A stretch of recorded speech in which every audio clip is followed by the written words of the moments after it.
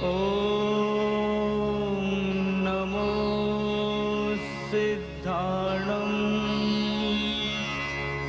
ॐ नमो आयर्याणम् ॐ नमो वज्रायाणम् नमो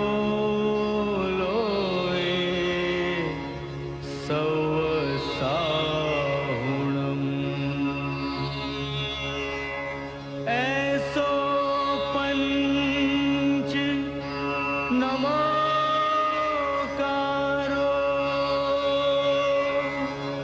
सौपाव पणासणो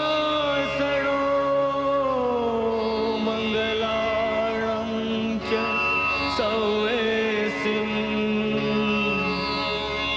पढमं हवै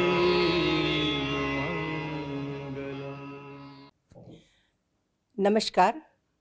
institute of જૈનોલોજીના ઉપક્રમે યોજાતી દર મહિનાના પહેલા શનિવારની વ્યાખ્યાનમાળામાં આજે આપણે પ્રીતિબેન પંચોલીને સાંભળવા છે.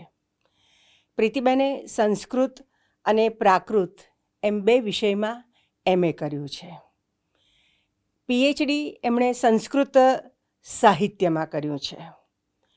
તેમના 22 જેટલા લેખો વિવિધ સામયિકોમાં પ્રકાશિત થયા છે. આ લેખોમાંથી પસાર થતા એક સંશોધક તરીકેની તેમની છબી ઉપસી આવે છે. એમણે જે મહત્ત્વનું કાર્ય કર્યું તે હસ્તપ્રત વિદ્યાને ઉકેલવાનું. તેના તેઓ નિષ્ણાત છે. આજે પણ હસ્તપ્રત વિદ્યાના અભ્યાસક્રમમાં વિદ્યાર્થીઓને માર્ગદર્શન આપે છે. સેમિનારમાં અભ્યાસપૂર્ણ લેખ તૈયાર કરીને તેને પ્રસ્તુત કરે છે.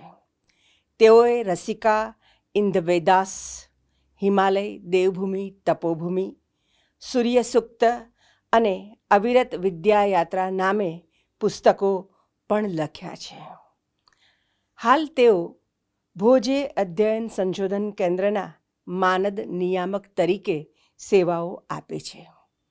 તેઓ Pandit Vadilal Shivram Nayak medal, Narsinhrao Bholanath Divetia Sanskrit prize, Kasturbhai Lalbhai gold medal વગેરેથી સન્માનિત થયા છે. આકાશવાણી ઉપર અમૃતધારા અંતર્ગત રેડિયો ટોક પણ તેમણે આપી છે. આજે આપણે પ્રીતિબેન પંચોલી પાસેથી આચાર્ય અજિત પ્રભ સુરીકૃત પુણ્યસાર કુમાર સંબંધ વિશે સાંભળીએ. આવો પ્રીતિબેનને સાંભળીએ. નમસ્કાર. જય જિનેન્દ્ર. સુજ્ઞ શ્રોતાજનો, પ્રાધ્યાપકો, સર્વે વિદ્વાનો. આજનો વિષય છે પુણ્યસાર કુમાર સંબંધ. ઇન્સ્ટિટ્યૂટ ઓફ જૈનોલોજી તરફથી આ જે વિષય માટે મને મારા વિચારો વ્યક્ત કરવાની સુંદર તક મળી એ માટે હું સંસ્થાનો સાથે સાથે પદ્મશ્રી ડૉક્ટર કુમારપાળ દેસાઈ સાહેબનો ખૂબ આભાર માનું છું. અવારનવાર સાહેબ તરફથી નવા નવા વિષયો તૈયાર કરવાની જે તક મળે છે એ માટે સદાય એમના ઋણી રહીશું.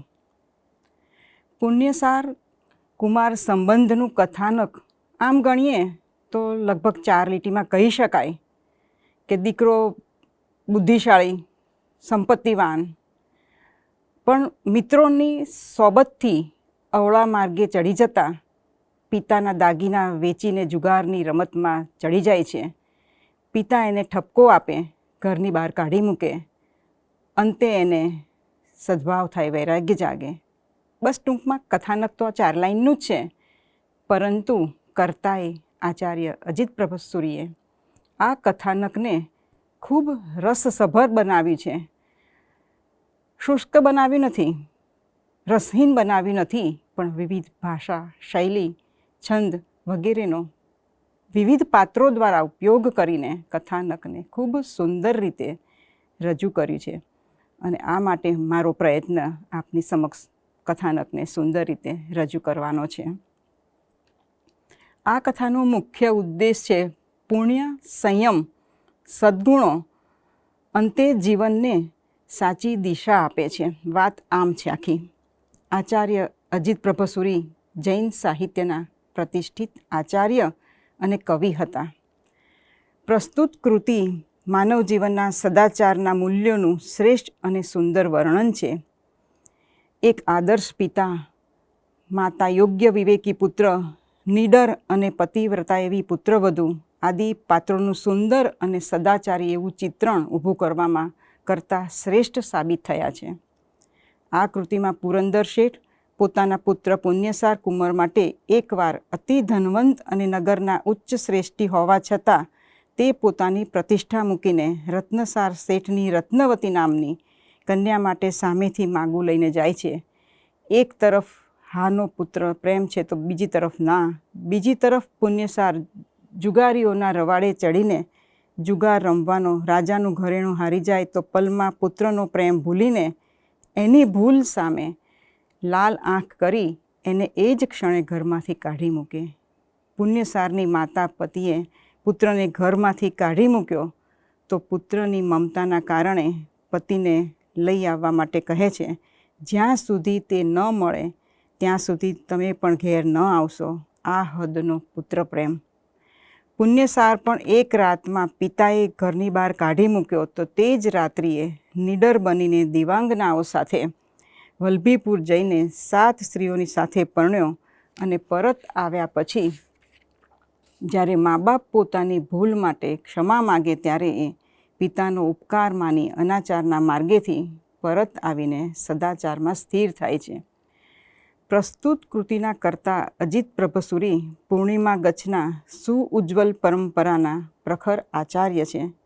આચાર્ય ચંદ્રપ્રભસુરીના શિષ્ય, દેવભદ્રસુરીના શિષ્ય, તિલકસુરી મહારાજના પટ્ટધર શિષ્ય, વીરપ્રભસુરીના શિષ્ય છે. તેમણે ઘણી કૃતિઓ પોતાના જીવનકાળ દરમિયાન રચનાઓ કરી, પરંતુ આ મહાપુરુષના જન્મ, દીક્ષા આદિ અંગેની અન્ય કોઈ માહિતી ઇતિહાસમાં પ્રાપ્ત થતી નથી. પ્રસ્તુત હસ્તપ્રત આચાર્ય કૈલાસ સાગરસુરી જ્ઞાન મંદિર કુબામાં 3366 નંબરની સંગ્રહિત છે, જે 18મી સદીના ઉત્તરાર્ધમાં એટલે કે 1877માં પાલનપુરમાં લખાયેલી છે. પરંતુ લેખકની પ્રશસ્તિ વગેરે કંઈ પ્રાપ્ત થતું નથી. પરંતુ મૂળ અને બાલાવબોધ બંને અલગ અલગ દિવસે પૂર્ણ થયેલા છે. મૂળ કૃતિ સંવત 1877ના ફાગણ સુદ નોમના દિવસે અને બાલાવબોધ 1877ના ફાગણ સુદ 11ના દિવસે પૂર્ણ થયેલ છે. પ્રસ્તુત કૃતિમાં યના સ્થાને જ, મના સ્થાને ડબલ મ વપરાયેલ છે. એ સિવાય પણ પ્રસ્તુત પ્રતનું મૂળ ઘણું જ અશુદ્ધ છે. તે અપેક્ષાએ બાલાવબોધ શુદ્ધ છે. મૂળમાં વિભક્તિ, ભાષાનું સંસ્કૃત પ્રાકૃતનું મિક્સિંગ આદિમાં પણ ઘણી ભૂલો છે. છતાં પણ બાલાવબોધના આધારે મૂળ પ્રતિની શુદ્ધિ કરવા માટે યથાશક્તિ પ્રયાસ કરેલો છે. હવે આપણે મૂળ કથાનક તરફ જઈએ કે વિવિધ પાત્રોનું ચિત્રણ દ્વારા કર્તાએ કથાનકને કેવી સુંદર રીતે રજૂ કર્યું છે. આચાર્ય અજીત પ્રભસુરી જૈન સાહિત્યના પ્રતિષ્ઠિત આચાર્ય અને કવિ હતા. તેમની કૃતિ પુણ્યસાર સંબંધ મધ્યકાલીન ગુજરાતી જૈન કાવ્ય સાહિત્યની મહત્ત્વપૂર્ણ કૃતિઓમાં એક ગણાય. આ કૃતિમાં પુણ્યસાર કુમારના જીવન પ્રસંગો દ્વારા કર્મ સિદ્ધાંત, પુણ્ય, ધર્મ, સદાચાર અને વૈરાગ્યનું સુંદર નિરૂપણ કરવામાં આવ્યું છે. કથાત્મક શૈલી, રસપ્રધાન વર્ણન અને નૈતિક ઉપદેશ એ આ કથાની મુખ્ય વિશેષતા છે. જૈન આચાર્યો, ઉપાધ્યાયો અને કવિઓએ માત્ર ધાર્મિક ગ્રંથો જ નહીં, પરંતુ ચરિત્રકાવ્યો, રાસ, ફાગુ, બાલાવબોધ, પ્રબંધ, સંબંધ અને સ્તવન આવા વિવિધ સાહિત્ય પ્રકારોમાં પણ નોંધપાત્ર યોગદાન આપ્યું છે. આ કૃતિઓમાં ધર્મોપદેશ સાથે જીવન મૂલ્યો, નૈતિકતા, વૈરાગ્યનું નિરૂપણ જોવા મળે છે. ગુજરાતી ભાષાના વિકાસમાં જૈન કવિઓનું સ્થાન અતિ મહત્ત્વપૂર્ણ છે, કારણ કે તેમણે લોકભાષાને સાહિત્યિક અભિવ્યક્તિનું સશક્ત માધ્યમ બનાવ્યું છે. મધ્યકાલીન જૈન કથા સાહિત્યમાં સંબંધ પ્રકારની કૃતિઓ વિશિષ્ટ સ્થાન ધરાવે છે. સંબંધનો અર્થ માત્ર કહેવાનો નથી, પરંતુ કોઈ મહાન પાત્રના જીવન પ્રસંગોને ધાર્મિક અને નૈતિક દૃષ્ટિકોણથી રજૂ કરવાનો એક આશય રહેલો છે. આવી કૃતિઓમાં કથારસ અને ઉપદેશનો સુંદર સમન્વય જોવા મળે છે. પુણ્યસાર સંબંધ પણ એવી જ એક મહત્ત્વપૂર્ણ કૃતિ છે. આ કૃતિના આરંભમાં આપણે બાલાબોધ તરફ થોડીક નજર કરીએ તો ધર્મશ્ચતુર્વિધોયેન ભવેત પૂર્વ ભવે કૃતે દાન, શીલ, તપ, ભાવ એ 4 પ્રકારનો ધર્મ જેણે પૂર્વ ભવઈ કીધું તે પ્રાણી મનોવાંછિત સર્વ પામઈ પુણ્યસારની પરે અષ્ટાંગ સુખ પ્રતે પામઈ. હે પ્રભુ પુણ્યસાર, તે કુણ એહવું ગુરુવાદિક પ્રતઈ શિષ્યઈ પૂછ્યું, તી વારઈ તેહની કથા પ્રતઈ કહેતા હવા ભવ્ય જીવને પ્રતિબોધવાને કાજે સંબંધ કહી છઈ. આ ભરત ક્ષેત્રને વિષય મનોહર સકલ લોકને વિશે પ્રસિદ્ધ આવું છઈ. વિવિધ પ્રકારના આશ્ચર્યકારી મનોહર ગોપાલપુર નામા નબર ઘણું સુંદર છઈ. પુણ્યસાર સંબંધમાં પુણ્યસાર કુમારના જીવનની કથા દ્વારા માનવ જીવનમાં પુણ્ય, સંયમ, સદાચાર અને ધર્મના મહત્ત્વને ઉજાગર કરવામાં આવ્યું છે.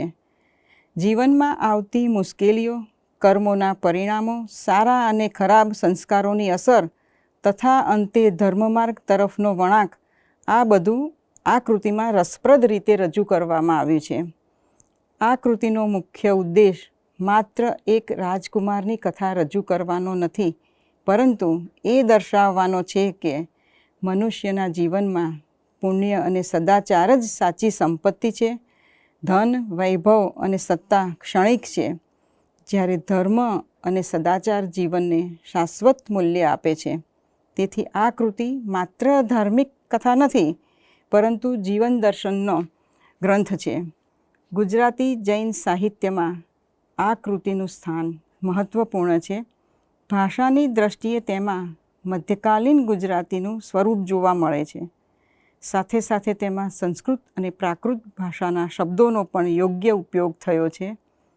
કાવ્યાત્મક અભિવ્યક્તિ, અલંકારો, ઉપમાઓ અને પ્રસંગોચિત સંવાદો કૃતિને વધારે અસરકારક બનાવ્યા છે.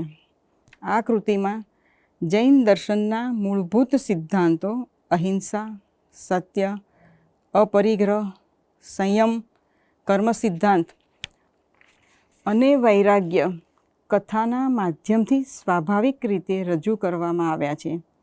આ ગ્રંથ ધાર્મિક તેમજ સાહિત્યિક બંને દૃષ્ટિએ મૂલ્યવાન બની રહે છે. હવે સંશોધનની દૃષ્ટિએ જો જોઈએ તો પુણ્યસાર કુમાર સંબંધનું વિશેષ મહત્ત્વ છે. મધ્યકાલીન સમાજ જીવન, ધાર્મિક માન્યતાઓ, રાજકીય પરિસ્થિતિ, વેપારી સંસ્કૃતિ, પારિવારિક મૂલ્યો અને નૈતિક આદર્શોનો અભ્યાસ આ કૃતિ દ્વારા કરી શકાય છે. તેથી ગુજરાતી જૈન સાહિત્યના અધ્યયનમાં આ ગ્રંથનું વિશિષ્ટ સ્થાન છે. આચાર્ય અજીત પ્રભસુરીએ પોતાની રચનાઓમાં કથાને ઉપદેશનું માધ્યમ બનાવ્યું છે. તેમની ભાષા સરળ, પ્રવાહી અને ભાવસભર છે. તેઓ કઠિન તત્વજ્ઞાનને પણ રસપ્રદ કથાના માધ્યમથી સહેલાઈથી સમજાવી શકે છે. તેમની કૃતિઓ સામાન્ય વાચકથી લઈને વિદ્વાન સંશોધક સુધી સૌ માટે ઉપયોગી બને છે. પુણ્યસાર નામ એ પોતે જ સૂચવે છે કે જીવનનું સાચું સાર પુણ્યમાં રહેલું છે. આ ગ્રંથમાં નાયકના જીવનના સુખ દુઃખ, ઉતાર ચઢાવ, કર્મોના ફળ અને અંતે ધર્મ તરફના પરિવર્તનનું ચિત્રણ કરવામાં આવ્યું છે. કથા માત્ર મનોરંજન માટે નથી, વાચકને આત્મચિંતન માટે પ્રેરિત કરે છે. આ કૃતિમાં જૈન કર્મ સિદ્ધાંતનું ખૂબ સુંદર નિરૂપણ થાય છે. મનુષ્ય પોતાના કર્મોનો જ ભોગ ભોગવે છે. સારા કર્મ સુખ આપે છે અને દુષ્કર્મ દુઃખનું કારણ બને છે, પરંતુ સાચો પુરુષાર્થ, પ્રાયશ્ચિત અને ધર્માચાર દ્વારા જીવનમાં પરિવર્તન કરી શકાય છે. આ સંદેશ એક આ કૃતિમાં રહેલો છે. આ કૃતિનું કેન્દ્રબિંદુ પુણ્યસાર કુમાર છે. તેમના જીવન પ્રસંગો દ્વારા કવિ માનવ જીવનમાં કર્મનું મહત્ત્વ, સદાચારનું સ્થાન, દુર્વ્યસનોના પરિણામો અને ધર્મ તરફના પરિવર્તનને રજૂ કરે છે. કથાની શરૂઆત સુખ સમૃદ્ધિથી થાય છે, પરંતુ પછી જીવનમાં આવતા સંઘર્ષો અને અંતે આધ્યાત્મિક જાગૃતિ સુધીની યાત્રા દર્શાવવામાં આવી છે. કવિ સૂચવે છે કે મનુષ્યનો જન્મ માત્ર ભોગવિલાસ માટે નથી. જીવનનું સાચું મૂલ્ય ત્યારે સમજાય છે જ્યારે મનુષ્ય પોતાના કર્મોનું મૂલ્યાંકન કરે છે. સારા કર્મો જીવનમાં સુખ અને માન આપે છે, જ્યારે દુષ્કર્મો દુઃખ અને અપમાનનું કારણ બને છે. આ કર્મ સિદ્ધાંત આખી કથાનો મુખ્ય આધાર છે. પુણ્યસાર કુમારનું બાળપણ ઉત્તમ સંસ્કારોમાં પસાર થાય છે. તેમને સદાચાર, વિનય, દયા અને ધર્મનું શિક્ષણ આપવામાં આવે છે. જૈન પરંપરા મુજબ માતા પિતા સંતાનના પ્રથમ ગુરુ, તેથી ગ્રંથમાં પારિવારિક સંસ્કારોનું પણ મહત્ત્વ સ્પષ્ટપણે દર્શાવવામાં આવ્યું છે. યુવા અવસ્થામાં જીવન અનેક પ્રકારની પરીક્ષાઓ લઈને આવે છે. સંપત્તિ, વૈભવ, મિત્રતા, લાલચ અને વિષયાસક્તિ. આવા પ્રસંગોમાં મનુષ્યની સાચી કસોટી થાય છે. કવિ દર્શાવે છે કે જો મનુષ્ય વિવેક ગુમાવે તો તેની પાસે રહેલું સુખ પણ ટકી શકતું નથી. ક્ષણવારમાં સુખ નાશ પામે છે. કથાના વિકાસ સાથે સમજાય છે કે જીવનમાં આવતી મુશ્કેલીઓ કોઈ અચાનક ઘટના નથી, પરંતુ કર્મના પરિણામો છે. જૈન દર્શન પ્રમાણે કોઈ પણ ઘટના કારણ વગર બનતી નથી. તેથી દરેક પ્રસંગ પાછળ કર્મનું સૂક્ષ્મ તત્વ રહેલું છે. અને આ કૃતિનો મહત્ત્વપૂર્ણ સંદેશ છે કે ભૂલ કરનાર માટે પણ ધર્મનો માર્ગ ખુલ્લો છે. જો મનુષ્ય પોતાની ભૂલ સ્વીકારે, પ્રાયશ્ચિત કરે અને સદાચાર અપનાવે તો તેનું જીવન ફરી ઉજ્જવળ બની શકે છે. આ વિચાર જૈન ધર્મના કરુણાભાવને પ્રતિબિંબિત કરે છે. કથામાં અનેક પાત્રો આવે છે અને કેટલાક પાત્રો સદ્ગુણનું પ્રતિનિધિત્વ કરે છે, જ્યારે કેટલાક દુર્ગુણો છે બતાવે છે અમુક પાત્રો દ્વારા, પણ વાચકને વિચારવાની પ્રેરણા આપે છે, પ્રેરે છે. આ બધા પાત્રો પણ વિચારતા કરે છે. જીવનમાં કયો માર્ગ અપનાવવો એ તરફ લઈ જાય છે. કવિની શૈલી સૌથી મોટી વિશેષતા એ કે તેઓ ઉપદેશને કથામાં સહજ રીતે મૂકે છે અને ક્યાંય એવું વાચકને ન લાગે, સૂકો ઉપદેશ ન લાગે, જેનાથી કથાનક શુષ્ક બની જાય. પણ પ્રસંગો જે મૂક્યા છે તે પ્રસંગો જ પાઠ શીખવે છે અને વાચક તે કરવા તરફ પ્રેરાય એવા અભિગમ સાથે લેખકે આ કથાનકને ખૂબ સુંદર રીતે રજૂ કર્યું છે. આ કૃતિમાં ધર્મનો અર્થ માત્ર પૂજા કે વિધિ સુધી મર્યાદિત નથી. સાચો ધર્મ દયા, ક્ષમા, સત્ય, અહિંસા, સંયમ અને આત્મનિયંત્રણમાં રહેલો છે. આટલી બધી મુખ્ય બાબતોની ચર્ચા આ એક કથાનકમાં રહેલી છે. પુણ્યસાર કુમારનું જીવન આ મૂલ્યોને ધીમે ધીમે સ્વીકારતું જાય છે. પુણ્યસારે પણ પોતાના જીવનમાં મૂલ્યો સ્વીકાર્યા છે. તે આપણે અંત તરફ જઈએ ત્યારે સચોટ ખ્યાલ આવી જશે. અંત તરફ કથાએ નિષ્કર્ષ આપે છે કે વૈભવ કરતાં વૈરાગ્ય મહાન છે, સંપત્તિ કરતાં સદાચાર મહાન છે અને ભૌતિક સરળતા કરતાં આત્મકલ્યાણનું મહત્ત્વ વધારે છે. આથી સમગ્ર કથા જૈન જીવન દર્શનનું જીવંત પ્રતિબિંબ બની રહે છે. આ કૃતિનો મુખ્ય સંદેશ આજના સમયમાં પણ એટલો જ પ્રાસંગિક છે. આધુનિક જીવનમાં મનુષ્ય જો સદાચાર અને સંયમ ભૂલી જાય તો સુખ કે શાંતિ મળતા નથી. તેથી પુણ્યસાર કુમારની કથા માત્ર ઐતિહાસિક કથા નથી, પરંતુ દરેક યુગ માટે જીવનનો માર્ગદર્શક સંદેશ બની રહે છે. આથી કહી શકાય કે પુણ્યસાર કુમાર સંબંધ કથાના સ્વરૂપમાં લખાયેલું એક નૈતિક, ધાર્મિક, આત્મચિંતન માટે પ્રેરે તેવું એક કથાનક છે.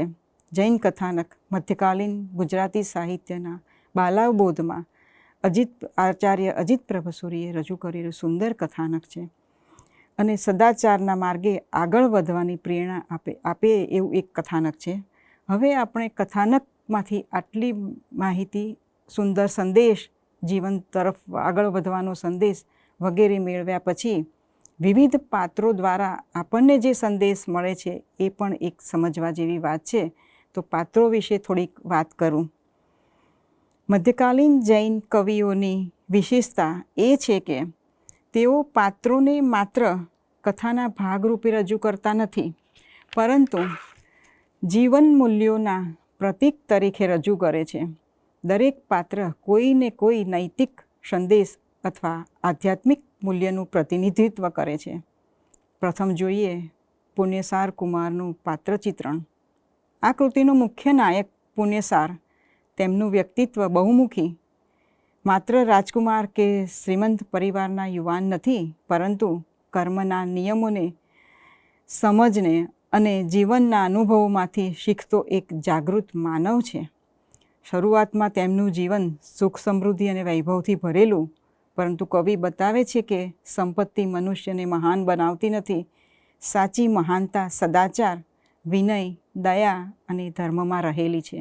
વ્યક્તિની મહાનતા શેમાં છે એ બાબતનો નિર્દેશ પુણ્યસાર એક પાત્ર દ્વારા રજૂ કર્યો. પુણ્યસાર કુમારના જીવનમાં આવતી મુશ્કેલીઓ તેમને તોડી નાખતી નથી, નિરાશ કરતી નથી, પીછેહટ કરવા પણ પ્રેરતી નથી. એના જીવનને ઘડે છે, એને સુદૃઢ બનાવે છે, એનું ઘડતર થાય છે, એના ચરિત્રનું ઘડતર થાય છે. દરેક સંકટ પછી તે વધારે પરિપક્વ બને છે. આથી તેમનું પાત્ર સ્થિર નહીં, પરંતુ વિકાસશીલ એવી રીતે નિર્દેશ્યું છે કે જેનાથી અન્ય વાચકોને પણ વિચારશીલ બનવાની, પ્રેરક બનવાની, પરિપક્વ બનવાની તક મળી રહે. હવે માતા પિતાનું પાત્ર. જૈન સાહિત્યમાં માતા પિતાને પ્રથમ ગુરુ માનવામાં આવ્યા છે. તેઓ સંતાનને માત્ર જન્મ આપતા નથી, પરંતુ જીવન મૂલ્યોનું સિંચન કરે છે. આ કૃતિમાં પણ પારિવારિક સંસ્કારોને બાળકને જીવનભર માર્ગદર્શન આપે છે એ બતાવ્યું છે. કવિનો સ્પષ્ટ સંદેશ છે કે ધન કરતાં સંસ્કારનું દાન વધારે મહાન છે. આ માતા પિતાની ભૂમિકા અહીં રજૂ થઈ છે. ગુરુનું સ્થાન. જૈન પરંપરામાં ગુરુનું સ્થાન દેવ કરતાં ઓછું ગણવામાં નથી આવ્યું. ગુરુ અજ્ઞાનરૂપી અંધકારનો દૂર કરીને જ્ઞાનનો પ્રકાશ આપે છે. આ કૃતિમાં પણ ગુરુના માર્ગદર્શન દ્વારા જીવનની દિશા બદલાય છે. ગુરુ માત્ર ધાર્મિક વિધિઓ શીખવતા નથી, પરંતુ આત્મજાગૃતિ અને સંયમનું શિક્ષણ આપે છે. ગુરુના પાત્ર પછી સહાયક પાત્રો છે. કથામાં આવતા અન્ય પાત્રો જીવનની વિવિધ વ્યક્તિઓનું, શક્તિઓનું પ્રતિનિધિત્વ કરે છે. કેટલાક સદાચાર તરફ દોરી જાય છે, જ્યારે કેટલાક મોહ, લોભ અને વિષયાસક્તિ તરફ ખેંચે છે. આ કૃતિમાં બે તરફના પાત્રો જોવા મળે છે. કવિ સમજાવે છે કે મનુષ્યનું ભવિષ્ય તેના સંગ પર નિર્ભર રહેલું છે. જેવો સંગ તેવો રંગ. સારા મિત્રો ઉન્નતિ કરાવે છે, જ્યારે દુર્જન પતન તરફ લઈ જાય છે. આ સમગ્ર કૃતિનો આધાર જૈન કર્મવાદ છે. જૈન દર્શન અનુસાર કોઈ પણ ઘટના અકારણ બનતી નથી. દરેક સુખ દુઃખ પાછળ કર્મો જ જવાબદાર છે. મનુષ્ય પોતાના કર્મનો જ વારસદાર છે. કવિ વારંવાર સૂચવે છે કે દુઃખ આવે ત્યારે બીજાને દોષ આપવાને બદલે પોતાના કર્મોનું જ અવલોકન કરવું જોઈએ. આ બાબતનો નિર્દેશ આ કૃતિમાં કર્તાએ બહુ સુંદર રીતે કર્યો છે. પુણ્યનું મહત્ત્વ પણ સુંદર રીતે બતાવ્યું છે. કૃતિના શીર્ષકમાં જ પુણ્યસાર શબ્દનો ખૂબ અર્થસભર ઉપયોગ કર્યો છે. કવિ જણાવે છે કે પુણ્યથી માન મળે છે, પુણ્યથી યોગ્ય અવસર પ્રાપ્ત થાય છે, પુણ્યથી સંકટમાં પણ રક્ષણ મળે છે, પુણ્યથી અંતઃકરણ શુદ્ધ બને છે. પુણ્યથી ધર્મ પ્રત્યે આકર્ષણ જન્મે છે. પરંતુ કવિ સાથે સાથે એ પણ જણાવે છે કે પુણ્યનો અહંકાર ન હોવો જોઈએ. પુણ્ય પણ વિનય સાથે જ શોભે છે. આમ પુણ્યનું મહાત્મ્ય પણ સુંદર રીતે રજૂ થયું છે. સંયમનું મહત્ત્વ. જૈન દર્શનમાં સંયમ સર્વોચ્ચ સ્થાન ધરાવે છે. સંયમનો અર્થ માત્ર ઇન્દ્રિય દમન નથી, પરંતુ વિચાર, વાણી અને વર્તનનું નિયંત્રણ છે. મનુષ્ય પોતાની ઈચ્છાઓ ઉપર નિયંત્રણ રાખી શકે છે, તે જ સાચા અર્થમાં વિજેતા છે. અહિંસા. જૈન ધર્મનો મૂળભૂત આધાર અહિંસા છે. આ કૃતિમાં અહિંસા માત્ર શારીરિક હિંસા ન કરવાનો ઉપદેશ નથી, પણ મન, વચન અને કાયાથી કોઈને દુઃખ ન પહોંચાડવું એ પણ અહિંસાનો જ ભાગ છે. એ સંદેશ આ અહિંસામાં રહેલો છે. ક્ષમા અને કરુણા. ક્ષમા વિના ધર્મ પૂર્ણ થઈ શકતો નથી. કવિ દર્શાવે છે કે બદલો લેવાની ભાવના મનુષ્યને અશાંત બનાવે છે, જ્યારે ક્ષમા આત્માને નિર્મળ બનાવે છે. કરુણા દરેક જીવ પ્રત્યે સમાન ભાવ રાખવાનું શીખવે છે. આથી જૈન જીવન દર્શન માનવ માત્ર નહીં, પરંતુ સમગ્ર જીવસૃષ્ટિના કલ્યાણની વાત કરે છે. વૈરાગ્ય. કથાના અંતિમ ભાગોમાં વૈરાગ્યનું મહત્ત્વ વિશેષ રીતે ઉજાગર થાય છે.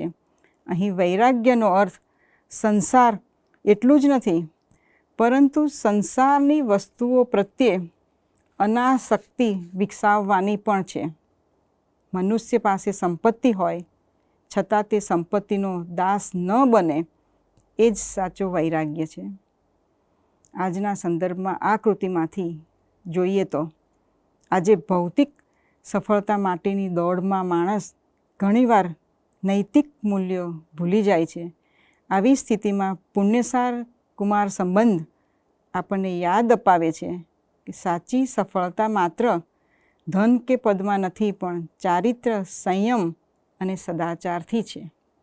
આ રીતે આચાર્ય અજીત પ્રભસુરીએ પુણ્યસાર કુમાર સંબંધ દ્વારા એવી કૃતિ આપી છે કે જેમાં કથા, કાવ્ય, ધર્મ અને જીવન દર્શનનો સુંદર સમન્વય જોવા મળે છે. આ ગ્રંથ આપણને શીખવે છે કે જીવનમાં ગમે તેટલી વિપત્તિઓ આવે, જો મનુષ્ય ધર્મ, સદાચાર વગેરેનું પાલન કરે, પુણ્યનો માર્ગ અપનાવે, તો તે અંતે આત્મકલ્યાણ તરફ આગળ વધી શકે છે. એ જ આ કૃતિનો શાશ્વત સંદેશ છે. અંતમાં જણાવવાનું કે આચાર્ય અજીત પ્રભસુરી વિરચિત મધ્યકાલીન ગુજરાતી જૈન સાહિત્યની એક મૂલ્યવાન કૃતિ છે. આ કૃતિના માધ્યમથી જૈન ધર્મના મૂળભૂત સિદ્ધાંતો, સદાચાર, અહિંસા, દયા અને વૈરાગ્ય જેવા જીવન મૂલ્યોનું સરળ, રસપ્રદ અને પ્રેરણાદાયી નિરૂપણ કરવામાં આવ્યું છે. કૃતિની વિશેષતા એ છે કે ઉપદેશને સીધો રજૂ કરવાના બદલે એક જીવન પ્રસંગો દ્વારા વાચકના હૃદય સુધી પહોંચાડવામાં આવ્યો છે. એટલે જ આ ગ્રંથ માત્ર ધાર્મિક સાહિત્ય નથી, પરંતુ જીવન જીવવાની કળા શીખવતો એક માર્ગદર્શક ગ્રંથ છે. સુંદર ગ્રંથ છે, સુંદર રચના છે કરતા આચાર્ય અજીત પ્રભસુરી ગુજરાતી ભાષાના વિકાસમાં જૈન આચાર્યોનું અમૂલ્ય યોગદાન છે, જે પુણ્યસાર કુમાર સંબંધનું વિશિષ્ટ સ્થાન છે. ભાષાની સરળતા, કથાની પ્રવાહિતા વગેરે ધાર્મિક તત્વજ્ઞાનનો સમન્વય જે આ કૃતિને એક અનન્ય બનાવે છે, અદ્ભુત સ્થાન આપે છે, અનેરું સ્થાન આપે છે. આજના ભૌતિકવાદી યુગમાં પણ આ ગ્રંથ એટલો જ પ્રાસંગિક છે. જ્યારે સમાજમાં સ્પર્ધા, સ્વાર્થ, અશાંતિ વધી રહી છે, ત્યારે આ કૃતિ આપણને સદાચાર, સંયમ, કરુણા અને આત્મકલ્યાણના માર્ગે ચાલવાની પ્રેરણા આપે છે.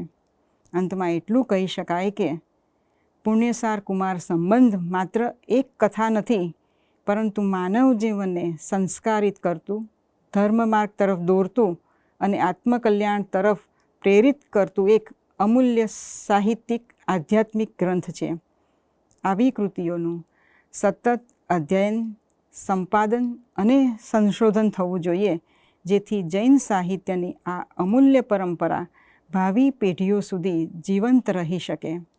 કર્મનો સિદ્ધાંત જમ કમ્મમ તમ ફલમ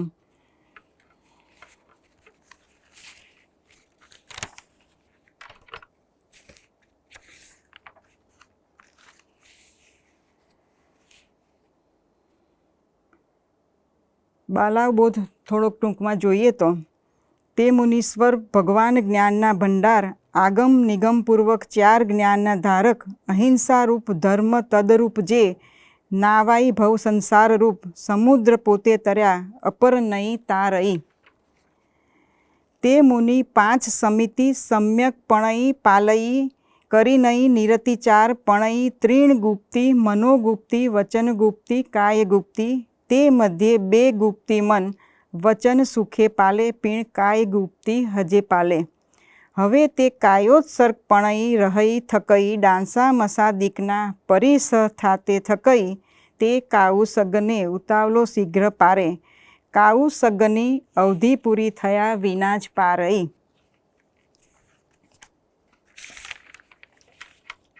અંત સમયે સમાધિ મરણે મરી નહીં, સૌ ધર્મ દેવલોકઈ દેવતા થયો, તે દેવતાનું પૂર્ણ આઉખું ભોગવી નહીં, તાહરો પુત્ર થયો, હે શેઠ પુણ્યસાર નામે.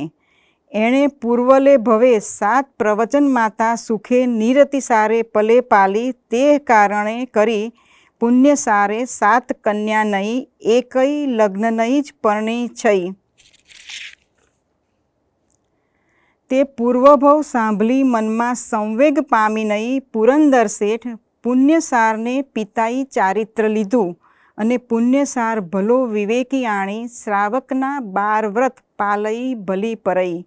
તિવાર પછી પુત્રની પ્રાપ્તિ થઈ થકઈ, વૃદ્ધાવસ્થા પ્રતે સંવેગ પામી નહીં, દીક્ષા પ્રતઈ પડી વજી નહીં, દેવગ્રતિ પ્રતઈ પામતો હવો. ઇત્યાચાર્ય શ્રી અજિત પ્રભસુરી વિરચિત શ્રી પુણ્યસાર ચરિત્રસ્ય સંબંધ સંપૂર્ણ.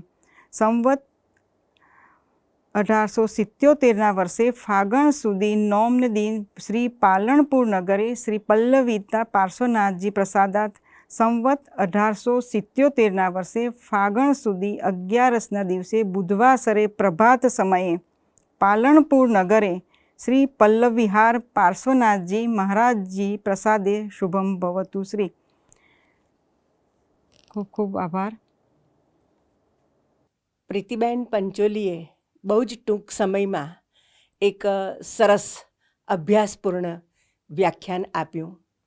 સંસ્થા વતી અને અંગત રીતે એમનો આભાર માનું છું.